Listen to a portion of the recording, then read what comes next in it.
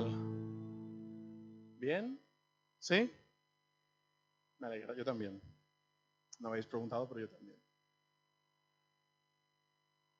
¿Os pasa alguna vez que tenéis tantas cosas que explicar a alguien, tantas ganas de explicar algo a alguien, que los pensamientos se abarrotan?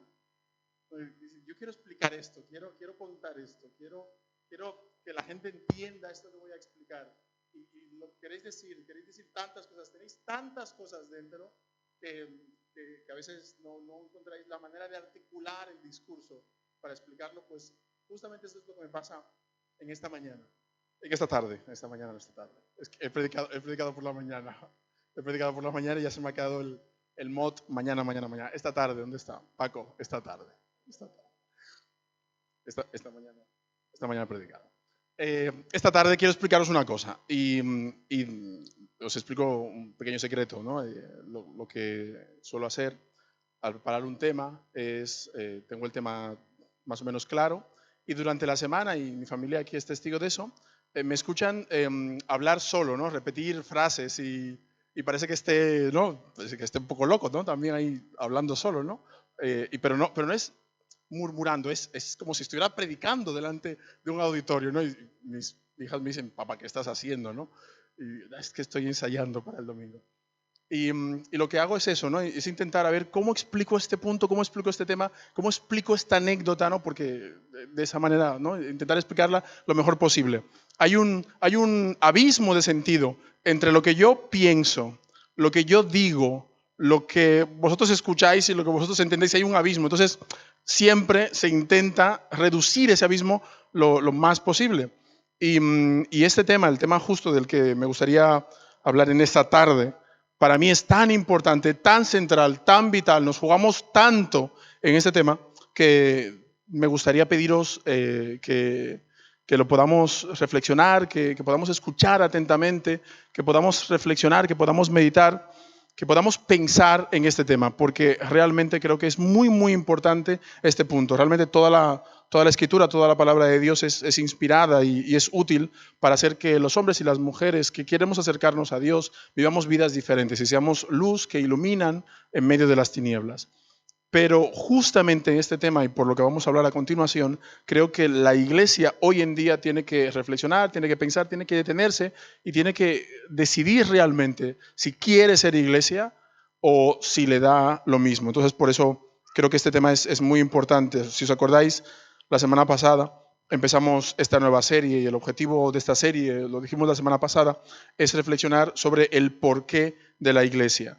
El porqué de la iglesia, porque mucha gente piensa que la iglesia debería desaparecer, que la iglesia es absolutamente irrelevante. No sé si conocéis aquella famosa frase que dice, la única iglesia que ilumina es la que arde. ¿Habéis oído esa frase alguna vez? Hay mucha gente que dice esto, ¿no? La única iglesia que ilumina es la que arde, burlándose de la iglesia. Porque la iglesia se ha convertido para muchas personas, para mucha gente, en algo absolutamente irrelevante. Y por eso pienso que últimamente estamos asistiendo al crecimiento de un movimiento que se suele llamar los cristianos sin iglesia. Es estas personas que dicen, yo soy cristiano, yo soy creyente, yo creo en Jesús, yo creo en Dios, pero no creo en la iglesia. No me siento cómodo en la iglesia. No estoy de acuerdo con la iglesia, con lo que hace la iglesia, con cómo se desarrolla la iglesia, cómo se vive en la iglesia. Así que, ¿sabes qué? Yo soy creyente, no he perdido la fe, pero la iglesia hace que pierda la afición. No he perdido la fe, pero la iglesia hace que pierda la afición. Y lamentablemente estamos asistiendo a esto, a que mucha gente está adoptando esas posturas, cristianos sin iglesia. Y pienso que esto es un peligro porque si la gente está convencida que la experiencia eclesial es absolutamente innecesaria, entonces creo que al final, la pregunta, ¿la iglesia para qué? La respuesta es la iglesia para nada. Si podemos ser cristianos, creyentes, si podemos creer en Dios y podemos seguir a Jesús y no necesitamos en absoluto el contexto eclesial, entonces, ¿para qué gastar el tiempo, los recursos en asistir a la iglesia, en pertenecer a una comunidad? No tiene sentido. no es práctico, ¿no? Entonces, mejor, ¿no? Cerrar el local y ya está, y dedicarnos a otra cosa, ¿no? El Barça juega a las 9 de la noche, ¿no? A lo mejor sería más divertido, más interesante, ¿no? Pero estamos aquí para reflexionar y para pensar justamente en eso. Creo que tenemos que intentar responder de la manera más honesta posible a esta pregunta. La Iglesia, para que la semana pasada dijimos que uno de los objetivos de la Iglesia era proclamar el nombre de Dios. Proclamar es el nombre de Dios que se acerca a nosotros como un Padre. Y en esta tarde vamos a intentar responder la segunda pregunta, y es que entendemos y pensamos, creemos que la Iglesia está aquí para que los seres humanos, para que los hombres y las mujeres puedan compartir una experiencia de fe que nos ayude a ser diferentes, que nos ayude a sanar, que nos ayude a crecer, que nos ayude a parecernos cada vez más a Jesús. En definitiva, que nos ayude a compartir la experiencia de Dios los unos con los otros. Y para explicar esto, me gustaría acercarme a dos textos bíblicos, uno que está en el Evangelio según San Juan, capítulo 13, y otro que está en 1 Corintios, capítulo 13. En ese sentido es fácil recordarlo. Juan, capítulo 13, y 1 Corintios, capítulo 13. Si os acordáis, hace ya varias semanas estuvimos comentando que cuando Dios creó al ser humano, lo creó con el objetivo de que el ser humano, de que la humanidad viviese y experimentase la vida en comunidad. Génesis 1 lo dice bien claro, no es bueno que el hombre esté solo. Dios había hecho toda la creación, dice que todo lo que Dios había hecho era bueno en gran manera, y lo único que no era bueno, ¿qué era? Que el hombre estaba solo. No es bueno que el hombre esté solo. Entonces Dios le hace una ayuda idónea, alguien similar pero diferente. Y entonces es justamente en ese momento, cuando Dios crea a alguien similar pero diferente, que la humanidad se transforma en humanidad. Y entonces allí dice que vio Dios que todo era bueno en gran manera. Hemos sido creados para vivir en comunidad. Hemos sido creados para experimentar la vida en comunidad. Hemos sido creados para amar en comunidad. Hemos sido creados para crecer en comunidad. Incluso hemos sido creados para sufrir en comunidad.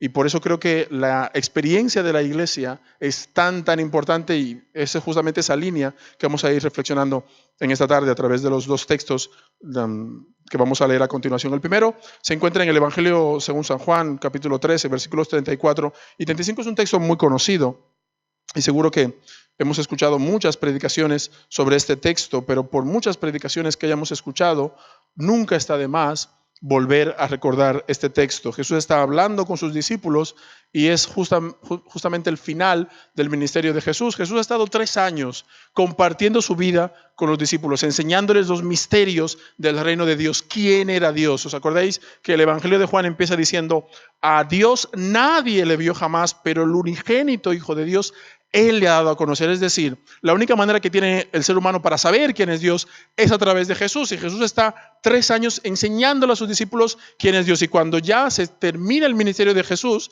Jesús les sienta y entonces se pone a hablar con ellos de corazón a corazón y les dice las siguientes palabras. Juan 13, 34 y 35. Dice así. Dice: un mandamiento nuevo os doy, que os améis los unos a los otros como yo os he amado, que también os améis unos a otros. Hasta aquí bien, amarnos unos a otros.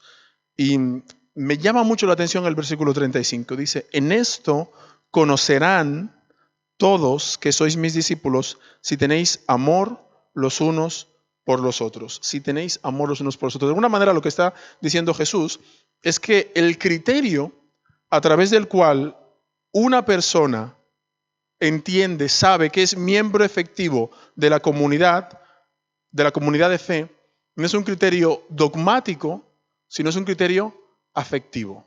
Vamos a repetirlo otra vez. El criterio a través del cual una persona es miembro real de una comunidad de fe no es un criterio dogmático, sino que es un criterio afectivo. Jesús no dice: bueno, si repetís el credo, si sabéis el credo de memoria, si sabéis este artículo de fe, si os sabéis la teología sistemática de cabo a rabo, entonces sí podéis ser miembros de la iglesia. No, Jesús lo dice bien claro. La manera en la que la gente que no conoce de Dios sabrá que realmente sois seguidores de Dios, que sois hijos de Dios y que sois diferentes, es si dentro de la comunidad de fe hay una verdadera experiencia afectiva, una verdadera experiencia de amor. De alguna manera podemos concluir que Jesús está explicándonos que lo más importante no es la ortodoxia, sino la ortopraxis. La ortodoxia es tenerlo todo claro, todos los temas, todos los puntos, todos los dogmas claros y perfectos, una sana doctrina impecable. Y la ortopraxis es amar a las personas, aunque en alguna ocasión esas personas puedan equivocarse. La doctrina es importante, claro que es importante. Si lo que vemos a través de la Biblia es justamente eso, que el ser humano muchas veces se equivoca al acercarse a Dios. Y Dios está siempre corrigiendo al ser humano para que el ser humano entienda quién es Dios. Pero cuando llega Jesús a la historia humana, Jesús nos explica que las personas se equivocan, que las personas yerran, que las personas cometen errores, que nadie es perfecto. Y entonces Jesús dice, y aún a esa gente que se equivoca, que nos hace daño, que comete errores, a esas personas, ¿qué hacemos con ellas? ¿No les amamos? Y Jesús dice, todo lo contrario, esa gente es la gente que más necesita experimentar el amor de Dios y el amor dentro de la comunidad. Si os acordáis, en la época de Jesús, los maestros de la ley, la gente que más sabía de teología y de la Biblia, eran los fariseos, los saduceos y los maestros de la ley. Jesús no dice que ellos estuviesen equivocados, no, ellos tenían una doctrina muy correcta y muy acertada, se sabían la Biblia de memoria, por decirlo de alguna manera. ¿Cuál era el problema de ellos? Ellos tenían una doctrina correcta, pero no tenían una práctica correcta. Tenían una doctrina acertada, tenían ortodoxia, pero le faltaba ortopraxis, le faltaba amar a las personas, sobre todo amar a los débiles y amar a la gente que era difícil de amar, la gente que era complicada de amar. Y por eso Jesús es bien claro cuando critica a esas personas. Si os dais cuenta, en todo el ministerio de Jesús, Jesús era muy amable con todo el mundo. Jesús era amable con la gente con la que nadie era amable. Y en los evangelios solamente encontramos un par de ocasiones en las que Jesús se enfada. Y justamente ese par de ocasiones en las que Jesús se enfada con estas personas, con la gente religiosa que sabe mucho de la Biblia, pero poco de amor. Mucho de la Biblia, pero poco de amor. ¿Y sabéis por qué? O al menos mi sospecha de por qué Jesús se enfada. Porque saber mucho de la Biblia es fácil. Dominar la dogmática eclesial es muy fácil. Saber de doctrina es muy fácil. Aprenderse argumentos filosóficos es muy sencillo. ¿Sabéis lo que es difícil? Amar a la gente que te hace daño. Eso es imposible, eso es dificilísimo. Si alguien te hace daño, si alguien viola tu confianza, si alguien habla mal de ti, si tú has puesto todo tu cariño en un ser humano y ese ser humano pisotea ese cariño y tú le amas, eso sí que es difícil. Así que tener una ortodoxia, tener una doctrina correcta es relativamente fácil. Es relativamente fácil entender cuáles son los errores de la doctrina, qué aspectos doctrinales o qué ideas doctrinales están más acordes con el resto de la revelación. Eso es relativamente sencillo, solamente hay que sentarse, leer, estudiar y ya está. Pero amar a las personas y sobre todo a la gente difícil, a la gente complicada e incluso a alguna gente malvada, eso sí que es difícil. Y el Señor lo que nos dice, el criterio no es cuánto sepas o si sabes lo correcto, el criterio es si actúas de forma correcta, si amas a las personas a pesar de que esas personas incluso no merecen ser amadas. Y por eso es que unos libros más adelante, en 1 Corintios 13, y ahora saltamos al segundo texto, encontramos que en una iglesia que había mucho de doctrina, había mucho de manifestación de los dones espirituales, había gente muy sabia, había gente muy grande y que podíamos admirar por las manifestaciones y los dones del Espíritu que había, pero ¿qué faltaba en esa iglesia? Faltaba amor. Y por eso, porque faltaba amor, el apóstol Pablo dedica todo un capítulo a explicarnos lo que él dice, el camino mucho más excelente. Dice, yo os muestro un camino mucho más excelente. 1 Corintios 12, 30 dice, ahora yo os muestro un camino mucho más excelente, y empieza a explicarnos lo que para él es el centro de la experiencia eclesial, que es este hermoso capítulo de 1 Corintios 13. Y de 1 Corintios 13 me fascina un versículo. Bueno, todo el capítulo es extraordinario, ya lo conocéis, es un capítulo muy hermoso. Pero hay un versículo, que es el versículo 7, que siempre que llego allí tengo que detenerme. Porque digo, ¿de verdad? ¿Realmente esto es así? O sea, seamos honestos, ¿no? Cuando leemos la Biblia, no podemos leer la Biblia como si fuera un libro de recetas de cocina. La Biblia es un libro fundamental, fenomenal, que nos habla de la experiencia humana. Y si la Biblia es palabra de Dios, la Biblia tiene que ser real. Y si la Biblia es real, tiene que ser real en la vida de la gente. Y si la Biblia es real en la vida de la gente, 1 Corintios 13 dice, 13:7 dice que el amor todo lo sufre, todo lo cree, todo lo espera, todo lo soporta. Y entonces tú dices, ¿en serio? ¿De verdad? O sea, tienes que detenerte aquí y decir, piensa en esa relación, en esta persona, en ese ser humano que alguna vez te hizo daño por algún motivo. Y entonces tú dices, el amor todo lo sufre, todo lo cree, todo lo espera, todo lo soporta. ¿De verdad? Honestamente, ¿qué pensáis? Eso es lo difícil del Evangelio.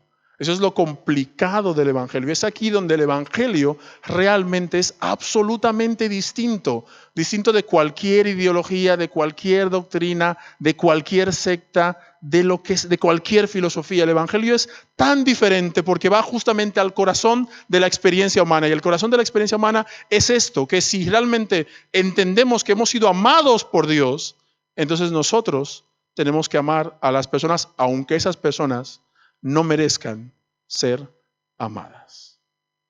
¿Sabéis? La fe cristiana se fundamenta en dos principios sencillos, pero fundamentales, profundos. El primer principio es que el ser humano es pecador. Tú y yo somos pecadores. No engañamos a nadie, somos pecadores. Por muy bien que nos vistamos, por muy guapo que nos pongamos, por muy elegantes que seamos, por muy inteligentes que aparentamos, por muy bien que hablemos, somos pecadores. Somos pecadores, no pasa nada. Y todos lo sabemos, ¿no? Vosotros sabéis que yo soy pecador, yo sé que vosotros sois pecadores, somos pecadores, ya está, es así, somos pecadores. Y el segundo principio fundamental es que Dios ama al ser humano, aunque sea pecador, o mejor aún, a pesar de que somos pecadores. Esos dos principios son fundamentales y tenemos que entenderlo. Somos pecadores y Dios nos ama aunque somos pecadores. Ahora, la pregunta es, ¿cómo se combinan estos dos elementos? Fijaros, yo creo que estos dos elementos se combinan a la perfección en el contexto de la iglesia. Allí en la iglesia. El hecho de que el hombre es pecador y el hecho de que Dios ama a las personas se combinan en la experiencia eclesial y comunitaria de personas que se saben pecadoras, personas que saben que se equivocan, personas que saben que no son perfectas y aún así, viviendo en comunidad, experimentan primero el perdón de Dios y en segundo lugar la posibilidad de experimentar el cariño de otras personas aún sin merecerlo. Yo pienso que justamente ese es el motivo fundamental de la iglesia. El motivo fundamental de la iglesia es que las personas que queremos seguir a Jesús, que queremos estar cerca de Dios, que queremos creer a Dios no solamente de forma intelectual, sino también con nuestra vida, aprendamos a amarnos unos a otros, aún a pesar de nuestras imperfecciones, aún a pesar de nuestros errores, aún a pesar de que muchas veces ni siquiera merezcamos que la gente nos ame. ¿Y sabéis por qué pienso esto? Porque justamente en el contexto de la iglesia, en el contexto de la iglesia local, los seres humanos aprendemos a perdonar. Aprendemos a querer a la gente que incluso no merece ser querida, no merece ser perdonada. Y cuando tú experimentas el cariño y el perdón sin merecerlo, en ese momento empiezas a sanar y empiezas a experimentar la restauración. Quería explicaros en este punto la historia de la perrita que hemos adoptado.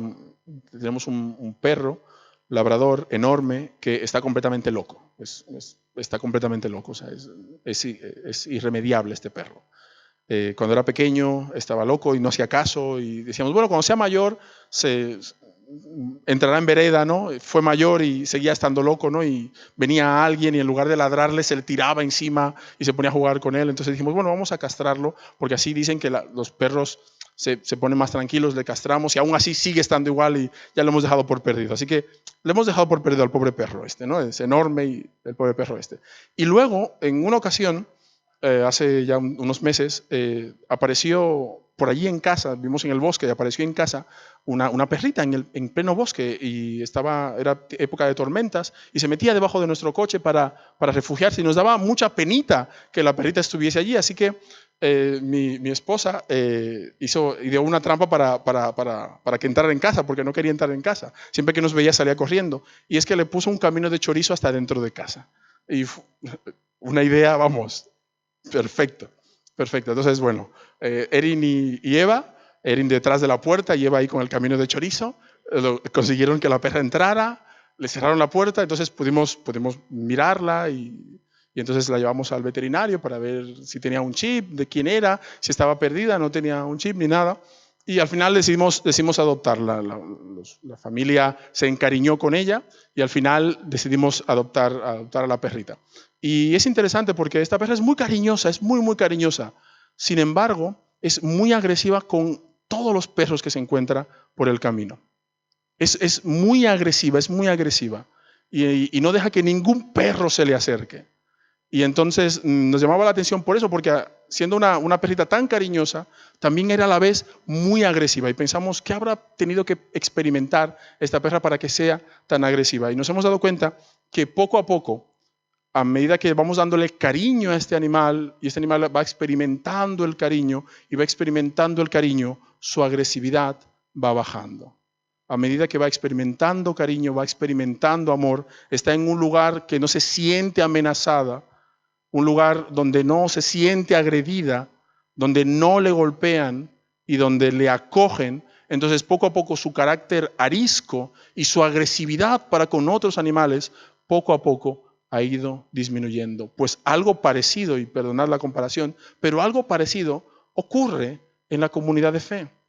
Personas que posiblemente no merecen el cariño y el afecto en la comunidad, en la iglesia, al experimentar el perdón, al experimentar la sanidad, al experimentar la reconciliación, entonces podemos poco a poco ir creciendo, ir sanándose nuestras heridas. Y por eso mismo, justo por esta misma idea de que en la iglesia experimentamos la sanidad y la restauración, es que Jesús en el Sermón del Monte dice, mira, cuando alguien te golpea en una mejilla, ponle también la otra. Cuando alguien te pide que le lleves una milla, llévale dos. Si tú realmente quieres ser hijo de Dios, no solamente saludes al que te saluda, saluda al que no te saluda, porque dice, si tú solamente saludas al que te saluda y amas al que te ama, dice Jesús, ¿qué hacéis de más?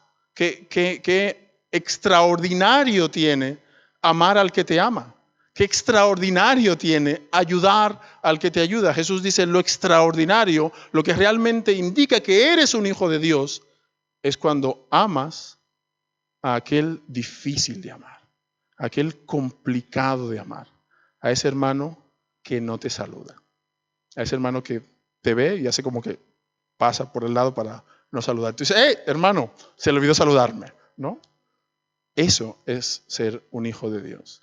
Eso es experimentar restauración, sanidad. Y el único lugar donde se puede experimentar eso, ¿sabéis dónde es? En la iglesia. Así que la pregunta, ¿para qué la iglesia? Es para que aprendamos a amarnos unos a otros, para que aprendamos a restaurarnos unos a otros, para que aprendamos a perdonarnos unos a otros. Cuando pienso en los cristianos sin iglesia, como comentábamos al principio, pienso, ideológicamente está bien, ¿no? Bueno, o sea, yo estoy en mi casa y leo la Biblia, escucho una predicación, veo un culto por internet, no lo digo por vosotros los que estáis viendo el culto, ¿no? Pero la idea es correcta, la idea es muy buena, ¿no? O sea, desde mi casa puedo tenerlo todo, ¿no? Como hoy en día, que hay personas que no salen para nada de casa. Veía un documental hace unas semanas de unos adolescentes coreanos o chinos que se pasan años y años sin salir de su habitación, una habitación pequeña, y sin salir de su habitación se pasan años y años y tú dices, madre mía, ¿cómo puede ser capaz? Pues hay gente así. Entonces tú piensas, también hay cristianos así, cristianos que no quieren relacionarse con nadie, solo con Dios. Y tú piensas, oye, pues así es fácil, ¿no? Eso es sencillísimo. No tengo que perdonar a nadie, no tengo ningún roce con nadie, ¿no? No tengo que sanar las heridas en relación a cosas que me han hecho las demás personas. Pero pensemos, ¿eso es realmente lo que Dios quiere? ¿Esa es la idea de Dios de la iglesia? Hermanos, honestamente, pienso que no. Pienso que cuando Jesús pensó en la iglesia, cuando Dios pensó en la iglesia, pensó en un ámbito, en un contexto, en un lugar donde los seres humanos pudiésemos poco a poco ir experimentando reconciliación y sanidad. Como dije hace un momento, los dos grandes pilares de la fe cristiana es que somos pecadores y que Dios nos ama. Y como somos pecadores, somos imperfectos. Y en muchas ocasiones vamos a hacer cosas que están mal. Y en muchas ocasiones vamos a relacionarnos de manera incorrecta con algunas personas. Y muchas veces vamos a dar una respuesta incorrecta a un hermano. Y muchas veces vamos a hacer algo que a un hermano no le siente bien. Y muchas veces vamos a hacer que un hermano se enfade. Es así, somos pecadores, todos lo sabemos. Pero como todos lo sabemos, todos sabemos que somos pecadores, interviene el segundo punto, el amor de Dios. El amor de Dios dice, yo te he amado aunque tú no merezcas ser amado. Y entonces Dios nos dice, como yo te he amado sin tú merecerlo, entonces, ¿qué te toca a ti? Amar a los demás aunque los demás no se lo merezcan. Y eso es lo que tiene que hacer la iglesia. Y si la iglesia hace eso, entonces cumple realmente su función. Una comunidad, una iglesia donde se experimenta el amor, donde se siente el amor, donde el amor está presente en cada una de sus relaciones, es una iglesia que está cumpliendo realmente su función de ser reino de Dios, de que la presencia de Dios se haga realidad aquí en la tierra.